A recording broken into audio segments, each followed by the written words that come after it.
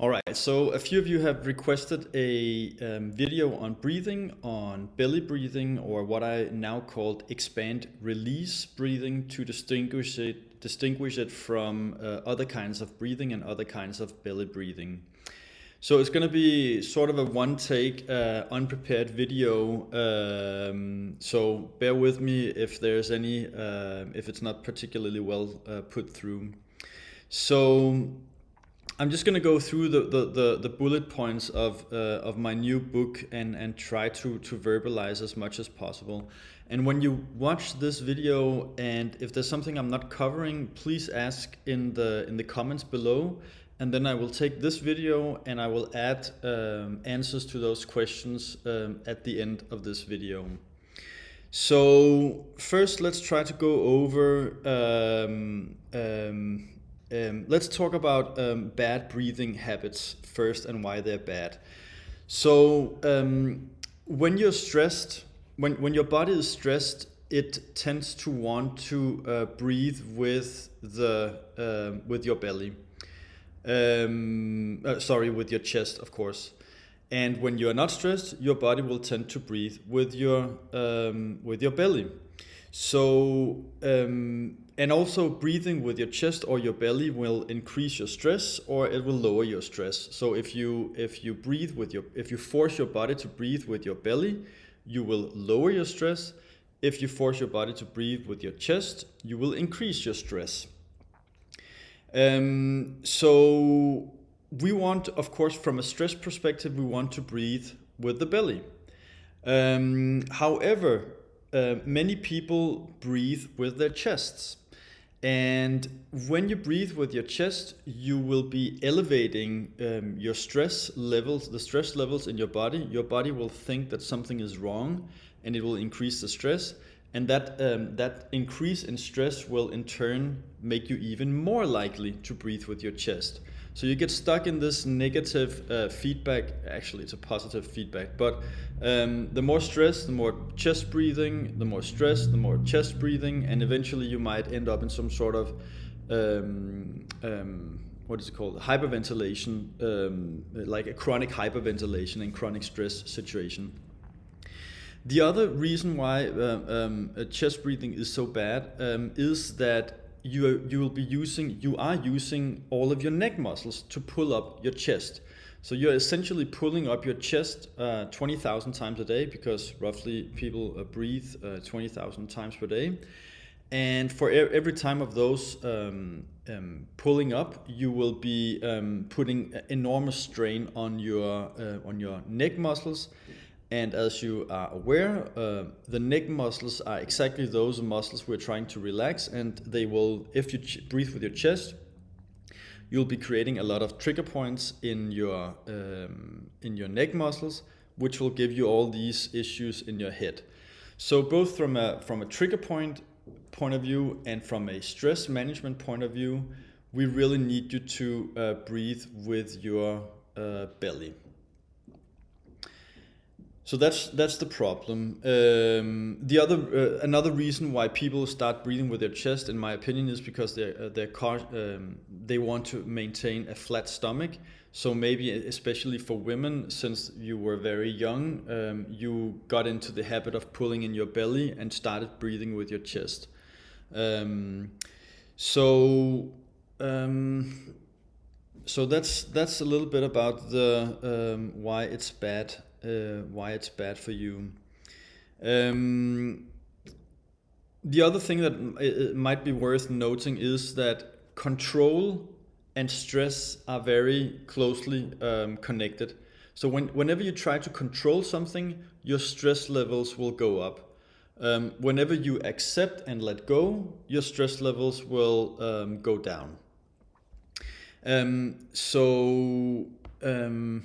So when you are controlling your breath, whether you're controlling the out breath or the in breath, you are actually elevating your stress levels, all other things being equal. So all the traditional breathing methods that are taught are much about controlling. They are not a lot of they don't revolve around letting go. which is one of the core features of this particular expand-release breathing method.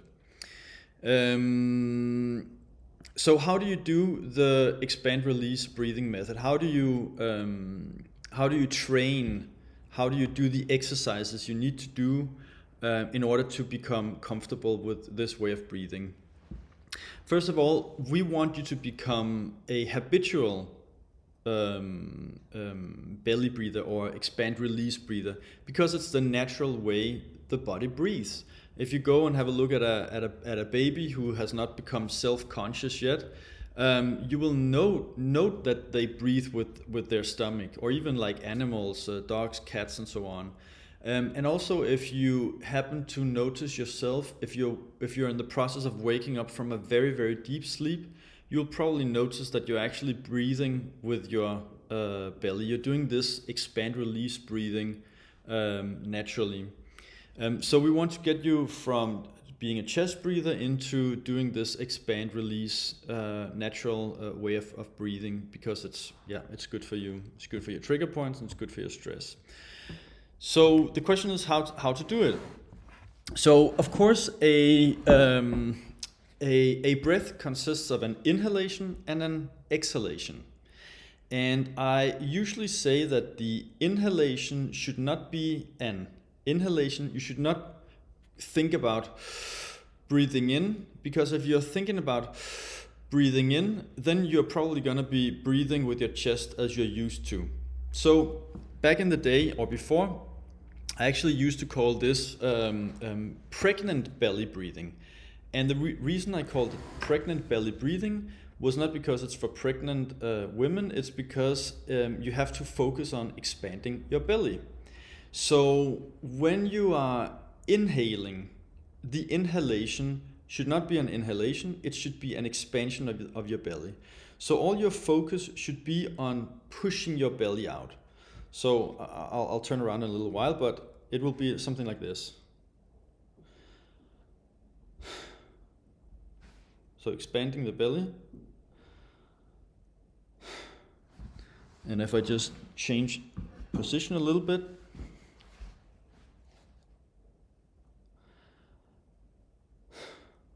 So the part of the belly you should try to expand is the part around your belly button, really. And this is going to be very difficult if you are a habitual chest breather. In fact, you might not be able to expand your belly more than just a millimeter or two. And it might hurt, and it might be very uncomfortable, anxiety provoking, and so on. But it is important that you try to get into the habit of doing this. Never push your belly out further than what you feel fairly comfortable with. This is not about pushing through something that is uncomfortable. So take your time and allow your body to slowly get used to this way of breathing. If you decide to push through, you will and feel a lot of you might feel a lot of anxiety, and it's very uncomfortable. It hurts. Then your body will associate this way of breathing with something uncomfortable. You will essentially be essentially be traumatizing yourself. You'll be teaching your body that if you do like this, it feels bad. So be cautious about not pushing too fast forward. Allow yourself a few weeks to really get into this. And also, if you are a habitual chest breather, so if you are a habitual chest breather, the diaphragm, which is the big breathing muscle that sits kind of like a disc or a plate inside your torso, will be fairly underdeveloped, because you're not using it to breathe, which is its only purpose. And it's fairly big, and it's very powerful, and it's meant for breathing. Your small neck muscles are not meant for breathing. When you are pushing your belly out, which will bring about an inhalation, you're using your diaphragm.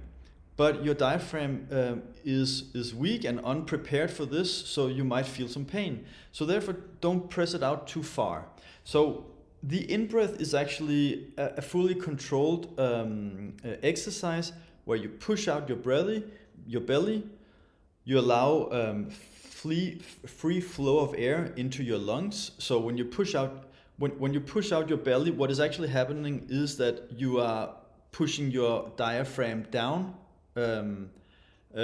which will, because it's pushing down, your belly sort of have to go somewhere, so it goes out. And what it brings about is more room in your chest. It's kind of like pushing your lungs, expanding your lungs, which will make you pull in air. So that is the in-breath. I'm just looking through my notes here to see if there's something I need to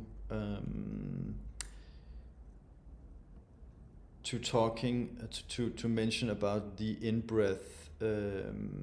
I think that's pretty much covers it. Otherwise, I might add a few comments at the end. So that's the in-breath.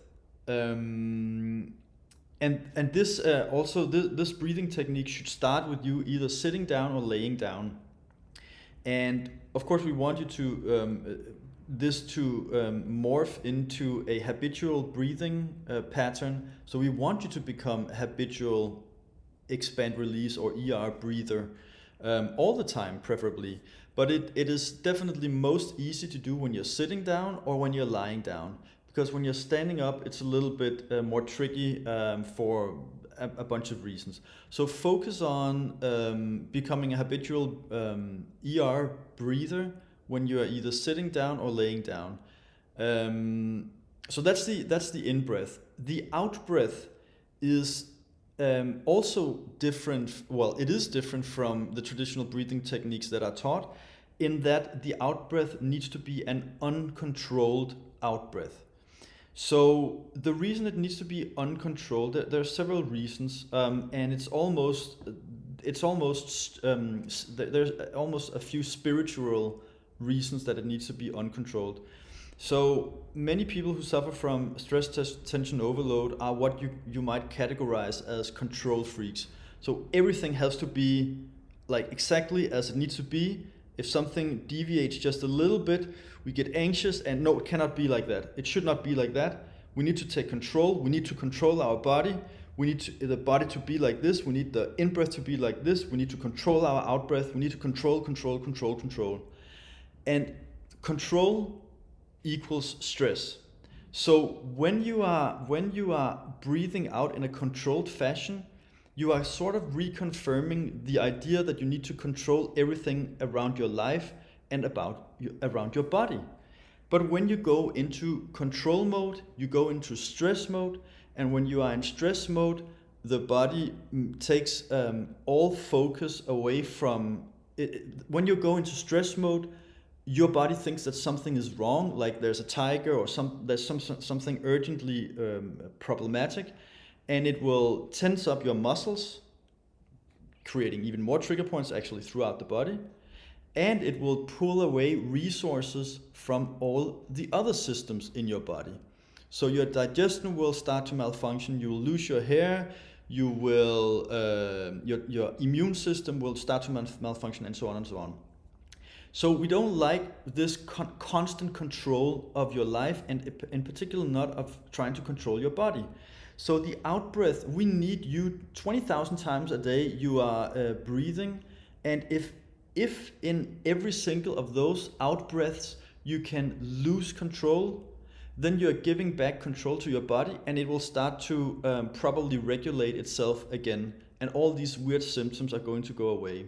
So the out-breath is a full letting go, it is a full surrender, it is a full letting go, surrender, and giving up, giving in, accepting that the body can handle this. You don't have to control everything. So if we start with the in-breath, or look at the in-breath again, it would be pushing out the belly. And then the out-breath. So I'm not breathing out I'm not pushing out the breath. I'm also not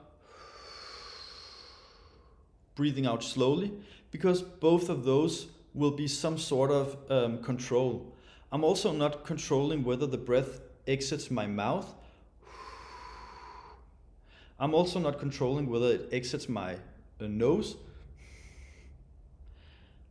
I'm simply letting go of all tension in my body, or at least all the tension that sort of revolves around my holding my breath, and then just letting the breath exit my body the way it wants to exit my body. So if I happen to be have a cold and my nose is constricted, most likely my body will just naturally, or the out breath will just naturally through my mouth. If I'm sitting relaxed and for some reason I happen to have closed my mouth because that has been feeling good, then the out breath will exit via my nose. So this is why the out breath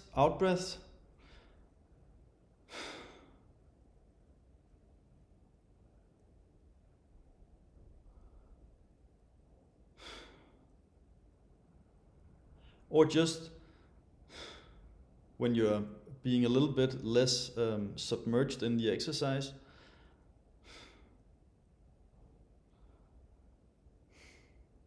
you might be breathing like this. So the out breath is important, yeah, for this reason of letting go, practicing letting go, and it will also train your ability to accept things as they are. So basically, it's like a sigh. You know, when you've gotten off an intense argument, and you kind of like just let the other one, or you sort of, there's some sort of relief, you know, of the. It's kind of like part of the process of accepting things. It is the sigh, like. And that's kind of what we want.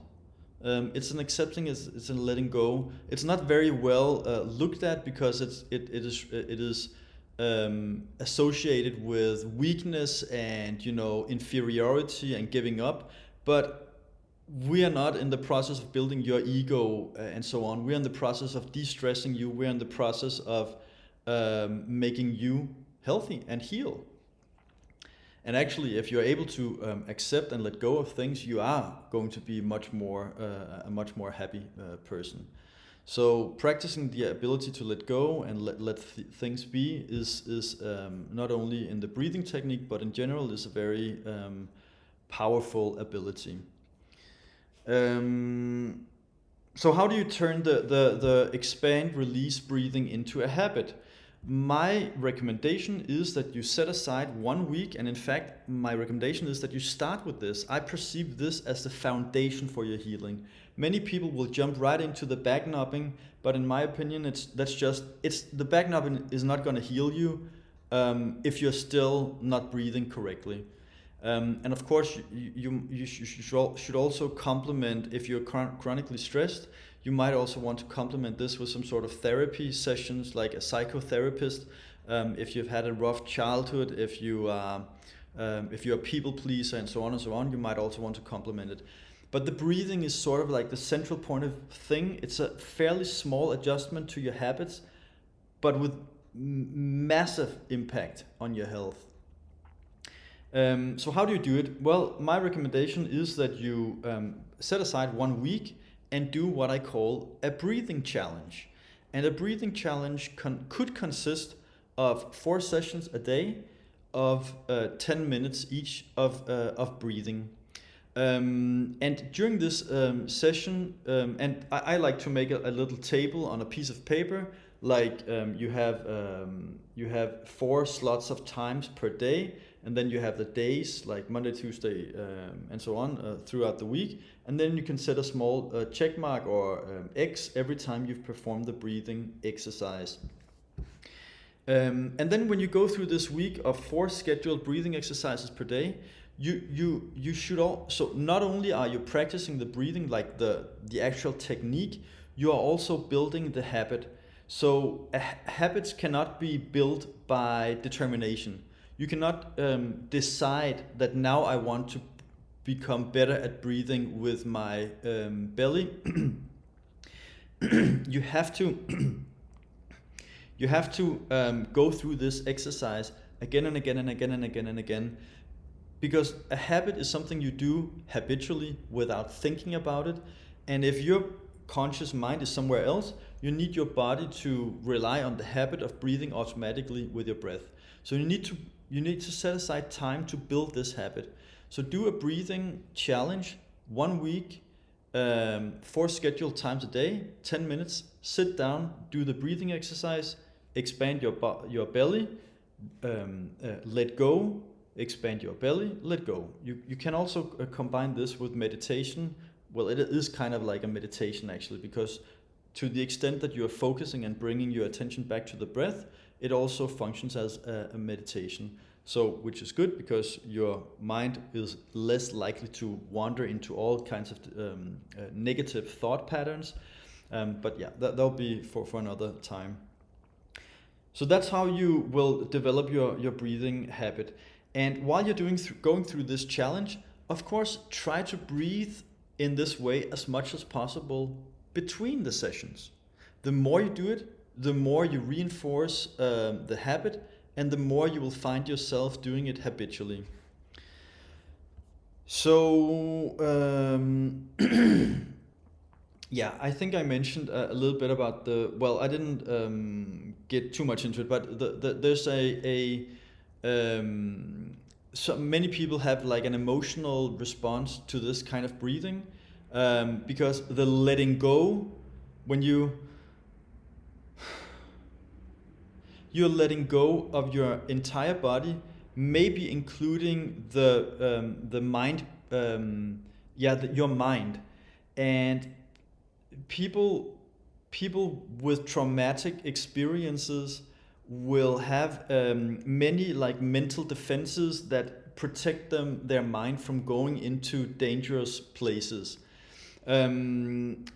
So if you get a very emotional response to the belly breathing, it takes you into places, whether you're aware of it or not. You might feel the need to cry. My recommendation is to go along with those emotions and start crying. You might also, if you say, no, I need to get out of this, I don't want to go to where I cry, then you are doing the wrong thing. You are essentially walking away from things that you need to address. And if these things feel too painful to address, then that would also be a good reason for you to seek help from an empathetic therapist. Somebody you can cry with, who will go through these things with you. So you could say becoming emotionally distressed from the breathing technique is sort of a red flag that there's something deeper you need to address. There's something that is keeping you in this chronic stress situation or state. Yeah. So, and then of course, you need to breathe like this all the time. You might also want to combine this breathing technique with your massage effort. So I like the idea of allocating a few hours, maybe 1 or 2 hours at nighttime, watching TV, Netflix, something, listening to a podcast, and while you're sitting there massaging, of course you should. That would be a perfect time to also try to belly breathe, push your belly out, and let go. And then I think I have also a small note about both firstly taking a deep breath. So how do you take a deep breath? Many people will feel out of breath and sort of feel like I need a deep breath. And unfortunately, in their effort to get this relief of deep breath, they will do like this. And they will use their entire chest to try to get this deep breath. But that would be not the right way to do it, because you're only using the more shallow parts of your lungs. So the way to do it would be to first expand the lower part of your belly, like that, as when you're doing the expand release breath, and then expand your ribs, like that, and then lastly pull up your rib cage. So that would be like a full in breath and using the full capacity of your lungs. So more quickly it will look like this.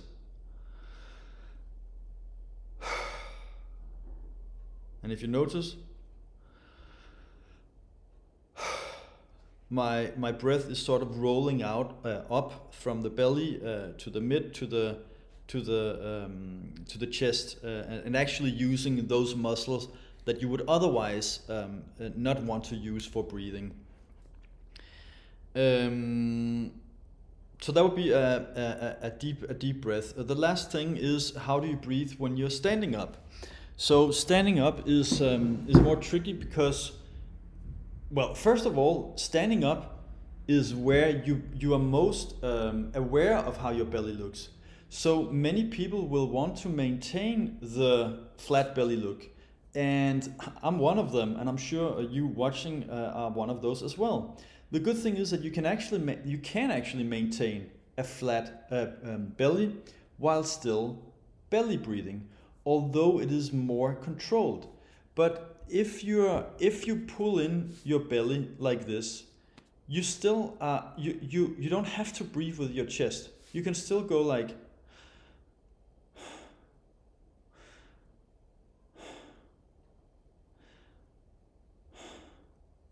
and I'm standing up, I'm pulling my belly in, and I'm not using my chest. If I was using my chest, it would be flat belly,